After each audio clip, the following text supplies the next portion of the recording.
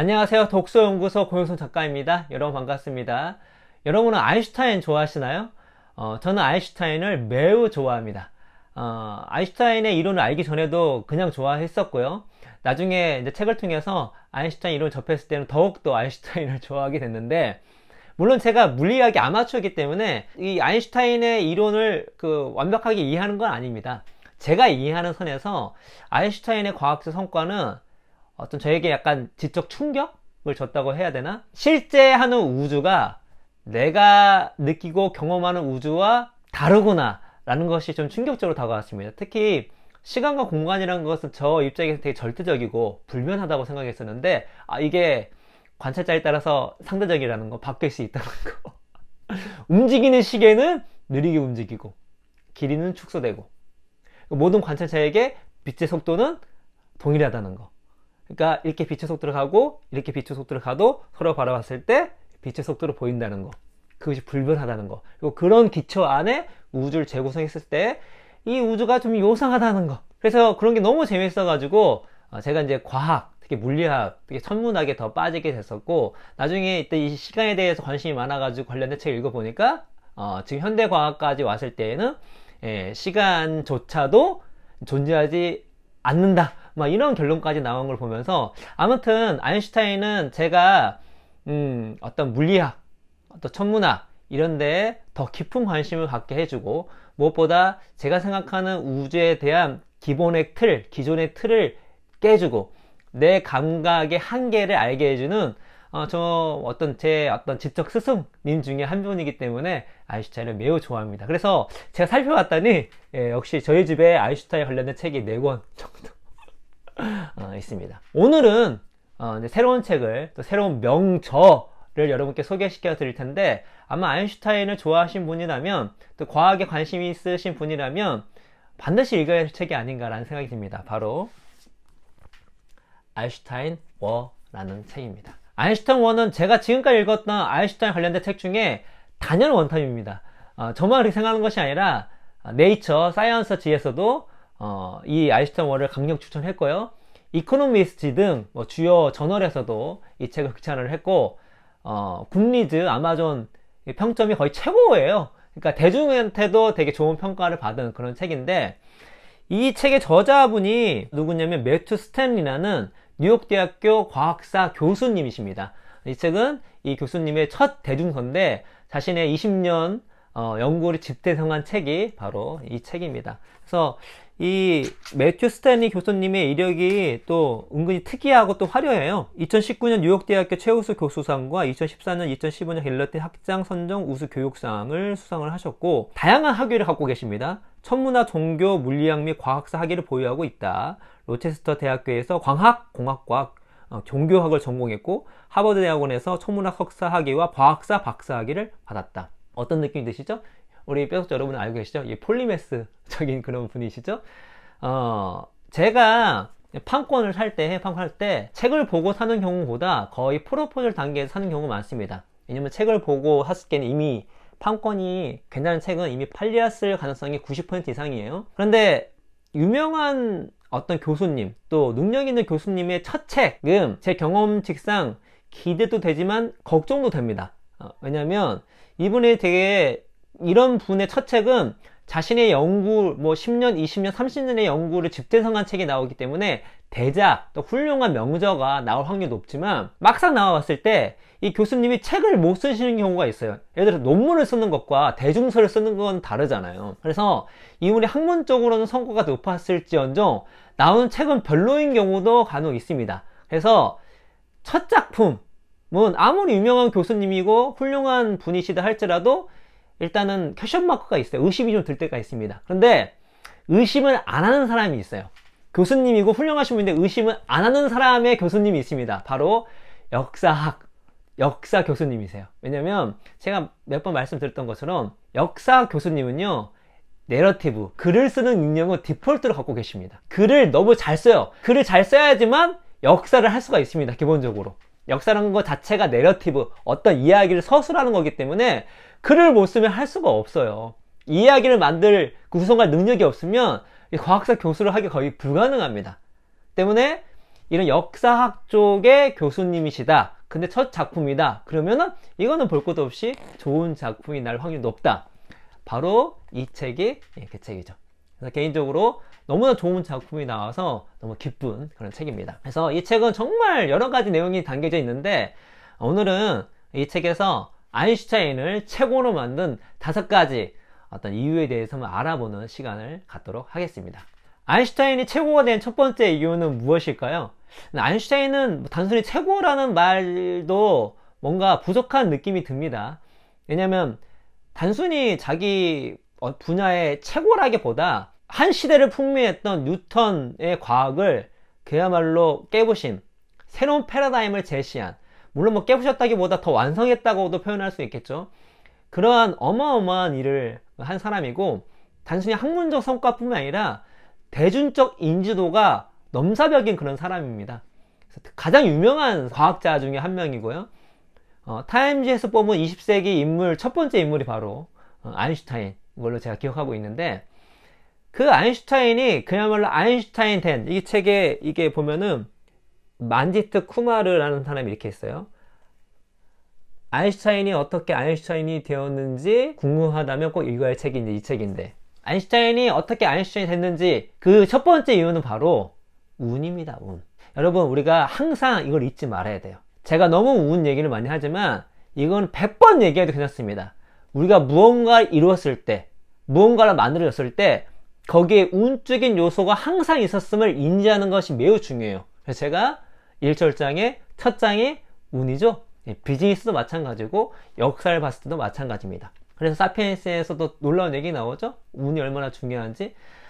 그래서 우리 운, 복잡계정 관점을 갖는 거 되게 중요한데, 이 책을 보시면 이런 얘기가 나옵니다. 올리버 로지는 에딩턴이 아니었으면 아인슈타인은 알려지지 않았을 것이라 말했다. 좀 극단적인 표현이긴 합니다. 그만큼 에딩턴이 중요했는데, J.J. 톰슨은 에딩턴이 그의 언변 명료한 문학적 능력을 통해 이 나라와 미국의 일반 대중을 설득하여 상대론이 의미하는 것이 무엇인지 이해하게 만들었다고 하며, 어떻게 보면 모욕적으로 들릴 수도 있는 찬사를 보냈다. 이 말이 무엇이냐면 이 책을 통해서 확인할 수가 있는 부분이기도 한데요. 아인슈타인은 여러 가지 어떤 행운과 불운이 있었는데, 에딩턴이라는 영국의 천문학자, 이 에딩턴이라는 행운을 만나지 못했으면은 아마 뭔가 학문적 성과를 조금은 인정받을 수 있겠지만 천재의 아이콘, 이 과학계 슈퍼스타, 20세기의 넘버원 인물이 될 수는 없었을 것이다. 근데 이 책을 보면 그거에 대해서 수긍할 수밖에 없습니다. 이 에딩턴이라는 사람은 이 전쟁 중이었거든요. 이 아인슈타인의 이론이 전쟁 중에 나온 거예요. 세계 1차 대전 때. 독일 사람이죠. 근데 에딩턴 영국 사람이 적군이에요. 그러니까 우리나라와 일본의 그런 관계인 거죠. 그래도 불구하고 이 적국에 있었던 한 무명의, 그때 무명이죠. 독일에서 또 세계적 측면에서 무명입니다. 독일에서 조금 유명했지만 또 그 이론이 난해했기 때문에, 상대성 이론이 난해했기 때문에 이해하는 사람도 많지가 않았어요. 그 무명에 가까운 이 독일의 물리학자의 이론을 증명이 되고, 이게 옳다는 걸 증명이 되고, 증명이 낼 뿐만 아니라 그 이론이 얼마나 대단한지를 전 세계에 알린 사람이 바로 이 에딩턴입니다. 쉽지가 않은 일이죠. 근데 이런 행운이 있었기 때문에 아인슈타인이 그야말로 우리가 알고 있는 아인슈타인이 될 수 있었다는 거. 그 외에도 여러 가지 것들이 있습니다. 여러 가지 것들이 있는데 책을 확인할 수 있는데, 중요한 건 무엇이냐면 우리가 어떤 일을 할 때 이런 운적인 요소에 대해서 꼭 인지를 해야 한다는 거. 그래서 아인슈타인 능력만으로는 될 수가 없었습니다. 그러한 행운이 있었기 때문에. 물론 불운도 많이 있었어요. 그 불운에서도 그걸 극복했기 때문에 가능했겠죠. 그런데 중요한 거는 어떤 상황이든 우적 요소는 개입된다는 거. 그래서 이건 나 혼자 다 했어, 그딴 얘기는 하면 안 됩니다. 항상 겸손해야 돼요.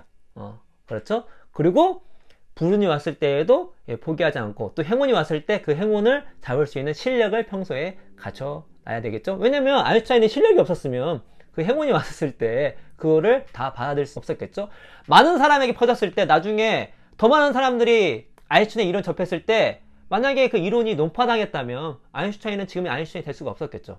그러나 아인슈타인의 에디턴을 통해서 증명되어지고 더 나아가서 많은 사람에게 노출이 되었을 때 어땠죠? 그 이론이 정말 대단한 것이 재확인되었기 때문에 아인슈타인이 지금의 아인슈타인이 될 수 있었다는 거. 자, 아인슈타인이 최고가 됐었던 두 번째 이유는 무엇이냐면 바로 폴리메스적 기질입니다. 폴리메스 정말 좋은 책이에요.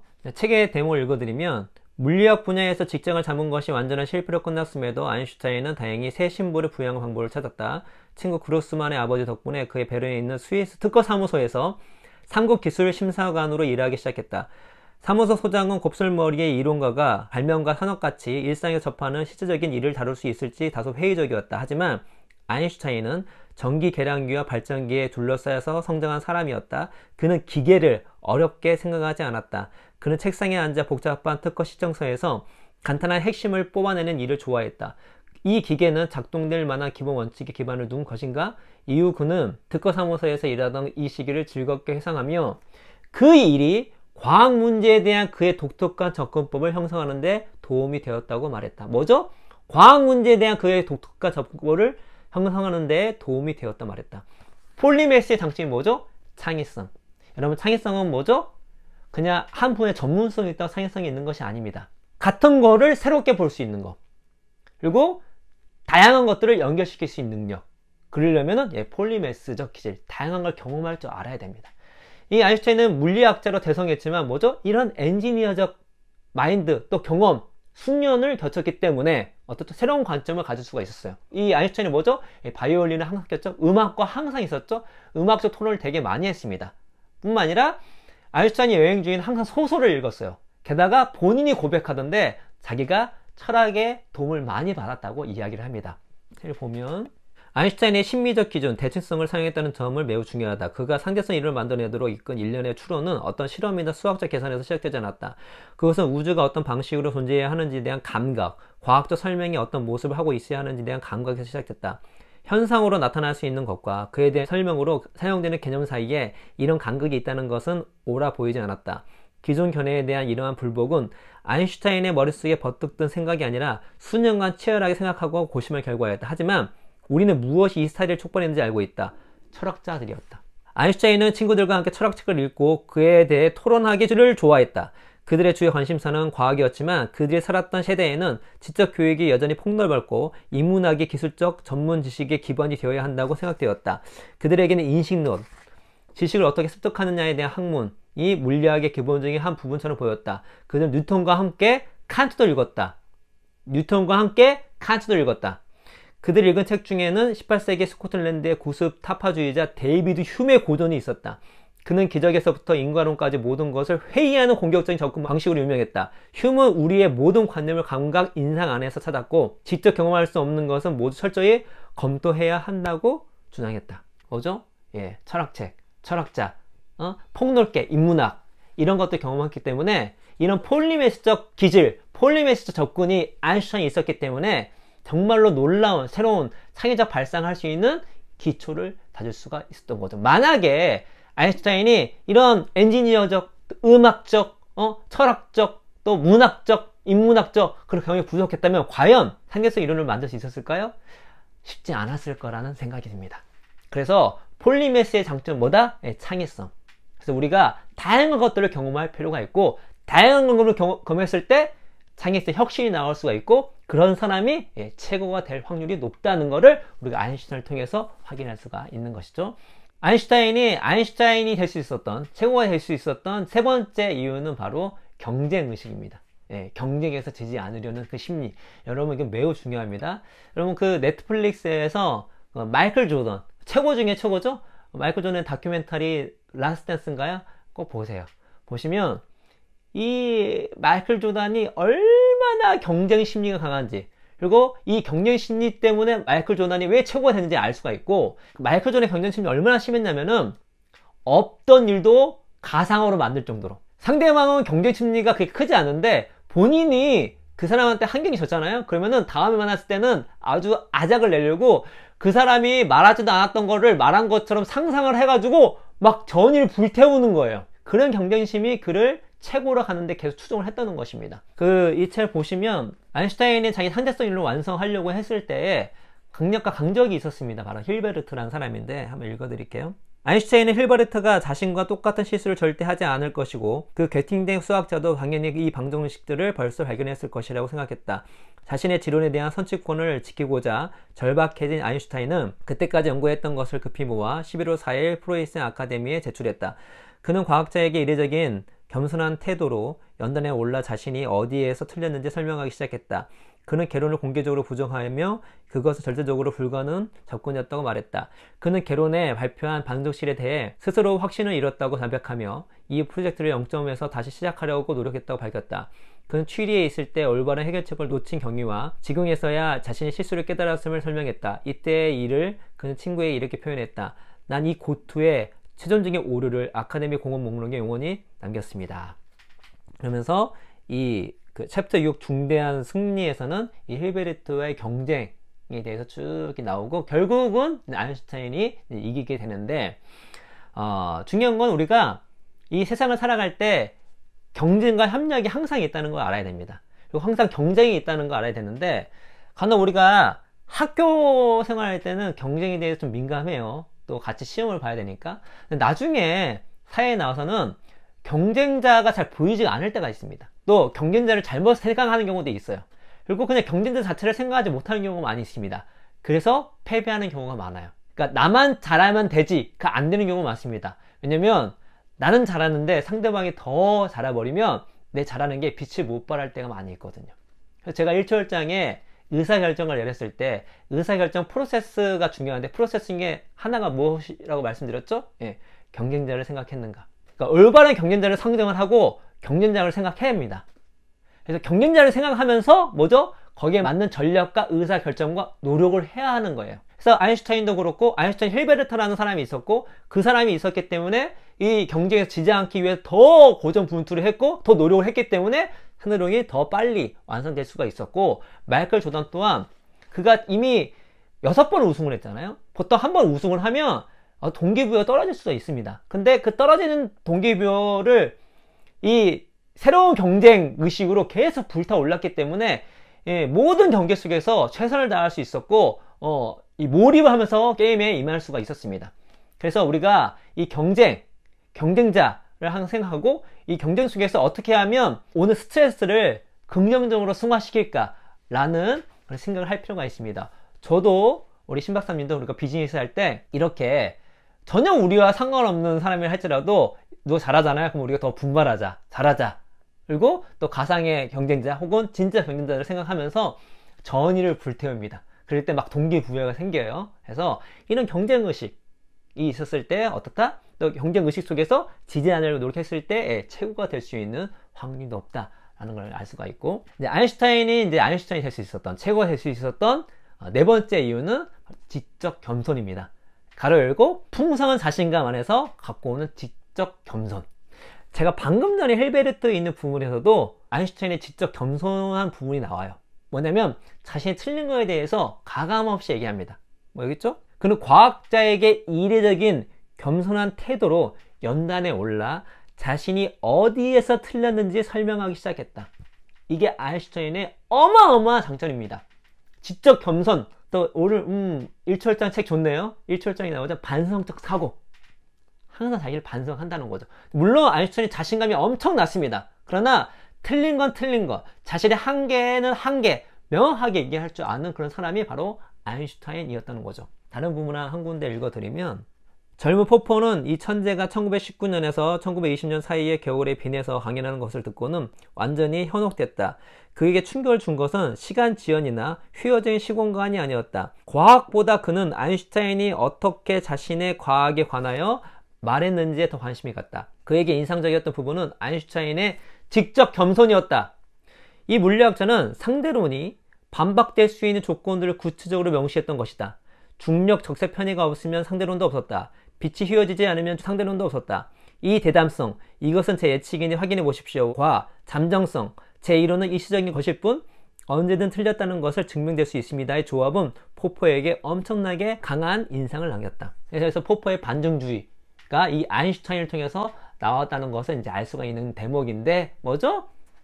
지적 겸손, 반사적 사고, 자신의 한계를 제대로 인정하고 인지를 했을 때 성장할 수 있고 더 위로 갈 수가 있는 것입니다. 그런 메타인지가 없으면, 이런 겸손이 없으면 성장은 한계가 있는 거죠.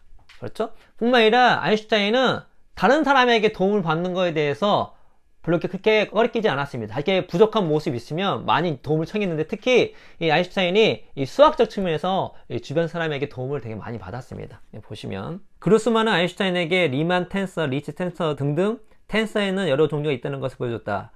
이 그로스만이 되게 절친입니다. 유명한 수학자고, 이탈리아의 툴리오 레비치 비타 같은 순수 수학자는 이 텐서를 기초로 하여 절대 미분학으로 알려진 복잡한 수학 체계를 발전시키는 데 수십 년을 보냈다. 이 체계는 이것을 현실에 적용할 수 있으리라는 생각이 추호도 없는 수학자를 위해 수학자에 의해 만들어진 것이었다. 아인슈타인은 자신이 다뤄야 할 복잡한 방정식들에 아연실색했다. 성가시게 그런 난해한 수학을 배우려는 물리학자도 거의 없었다. 아인슈타인은 자기가 수학을 잘하지 못한다고 종종 투덜댔지만, 그래서 대수학을 배우는 고등학생들에게 위로를 주었다. 그것은 그저 친구에 비해서 그랬을 뿐이다. 아인슈타인은 수학을 매우 잘했다. 하지만 만일 당신이 그로스만처럼 세계적인 수학자 옆에서 종일 시간을 보낸다면 단순히 매우 잘한 정도로는 부족하다는 느낌이 들기 시작할 것이다. 아인슈타인은 이렇게 기록했다. 평생 이렇게 나 자신을 괴롭힌 적이 없다. 그리고 수학자에 대해 엄청난 존경심이 우러나온다. 전에는 완전히 사치일 뿐이라고 생각했던 섬세한 부분일수록 그렇다. 이 문제에 비하면 원래 상대성 이론은 애들 장난에 불과하다. 그러니까 아인슈타인이 자신의 이론을 했을 때 수학자리에 덤비는 거에 대해서 별로 이렇게 대단하게 생각하지 않았습니다. 실제로 그런 부분이 나와요. 근데 나중에 결국 자신이 상대성 이론을 완성하기 위해서는 수학을 잘 알아야 되는 걸 깨닫게 되고, 근데 깨닫게 했는데 자신의 실력이 부족한 거예요. 그래서 도움을 요청을 하고, 그리고 도움을 요청하면서 이 수학자들이 대단한 사람이구나 라는 것들을 이제 알게 되고, 그 외에도 이 책을 읽어보시면 아인슈타인이 자신 이론을 만들기 위해서 얼마나 많은 사람들을 도움을 받고 의존을 했는지가 나옵니다. 그렇게 의존할 수 있었던 건 뭐죠? 예, 겸손함.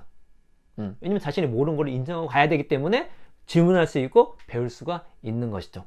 그래서 아인슈타인은 이런 지적 겸손 때문에 최고 갈 수 있는 그러한 힘을 얻을 수 있었다. 그래서 우리도 우리의 한계를 우리가 인지를 하고, 지적 겸손, 인심론적 겸손을 우리가 탑재를 하고, 반성적 사고를 탑재를 해서 우리가 부족한 모습들을 배우고 변화시키고 수정해 나갈 때 성장할 수 있을 거라는 생각이 듭니다. 그리고 마지막으로 우리 아인슈타인이 최고가 됐을 다섯 번째 이유는 무엇이냐면 절대 포기하지 않기입니다. 여러분 이 책을 보시면 아인슈타인 워잖아요. 이거는 두 가지 함의가 있습니다. 하나는 개인의 전쟁이에요. 자기 학문적 성과를 이루기 위한 어마어마한 전쟁입니다. 근데 그 전쟁만 얘기하지 않고 실제 전쟁을 얘기합니다. 세계 1차 대전. 이 아무랬던 시기에 독일의 베를린에 있었던 사람이에요. 이 두 가지 전쟁 속에서 어떻게 이거를 이겨냈는지가 이 책에 구구절절 나옵니다. 그래서 아인슈타인 고생을 정말 많이 했더라고요. 정말 고생 많이 했어요. 그 가운데 포기하지 않았는데 제가 한 대목을 읽어드리면, 오늘날 우리는 상대론이 한 페이지에 간결한 공식 몇 개로 정리되는 굉장히 추상적인 이론이라고 생각한다. 하지만 그것의 출현은 복잡하게 얽힌 이야기였다. 한순간에 발견된 것도 명성이 보장된 것도 아니었고 수년간의 분투와 실패와 도전만 있었을 뿐이었다. 아인슈타인은 실패와 회의론 속에서 고집스럽게 연구를 계속해 나가야 했으며 친구들을 신뢰해야 했다. 에딩턴은 거대한 압력에 맞서 자신의 평화주의를 지켜야 했다. 그는 신과 물리학 둘 다의 믿음을 가져야 했다. 10여 개의 전화선 어디에서든 상대로는 중단될 수 있었다. 그렇게 되었다면 아인슈타인은 로런츠나 뇌터 정도로만 알려진 이름으로 남겨졌을 것이며, 그의 방정식들은 세상을 근본부터 뒤흔드는 것이라기보다 기이한 것으로 남겨졌을 것이다. 그는 초기의 양자 이론에 기여한 10여 명 중 한 사람으로 기억되었을지도 모르고, 상대로는 그의 연구 중 특이한 곁다리 프로젝트로 언급되었을지도 모른다. 우리는 과학을 하는 게 얼마나 어려운 일인지, 그것이 달라질 수 있었던 상황을 잊고 싶어 한다. 단순한 과학 이야기가 더 사실처럼 보이고 더 설득력 있게 느껴진다. 그렇죠? 예. 이 이론이 그냥 가만히 앉아가지고 유레카 해가지고 이론을 만들어서 논문을 냈는데 과학자들이 와, 이 이론 대단합니다 하고 된 게 아니라는 거예요. 정말로 어려운 상황 가운데 또 이 전쟁 속에 독일 사람이기 때문에 이 과학 네트워크가 다 끊어진 상태였습니다. 해서 서로 교류도 안 된 상태였어요. 그리고 전쟁 중에 제대로 먹지도 못하고 또 위장병 때문에 힘든 상황 가운데서도, 게다가 정부도 이 아인슈타인이 평화주의자였기 때문에 독일 정부도 별로 안 좋아했습니다. 그런 모든 상황들을 극복해 나가고 주위 친구를 신뢰해 나가고 또 행운까지 겹치면서 만들어진 게 상대성 이론인데, 중요한 거는 아인슈타인이 포기하지 않았다는 거. 끝까지 해냈다는 거.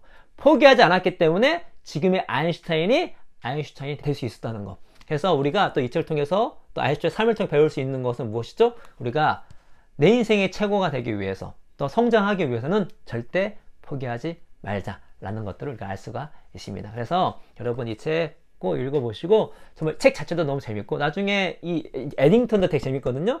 아인슈타인과 에딩턴이 마지막에 만났을 때는 정말 감동이 막 밀려옵니다. 너무 멋있는 이 브로맨스. 그리고 이 전쟁 중에 자기의 신념을 지키는 것이 얼마나 어려운 것인지, 그리고 우리 이제 이 책 읽어보면 여러분 유로피언 읽어보신 분은 아실 거예요. 이 민족주의와 국제주의의 충돌 똑같이 나옵니다. 그것이 어떤 함의를 하고 있는지에 대해서 알 수 있는 명저이기 때문에 꼭 이 책 우리 뼈덕 여러분 읽어봤으면 좋겠습니다. 오늘 이야기는 이것으로 마치도록 하겠습니다. 여러분 감사합니다.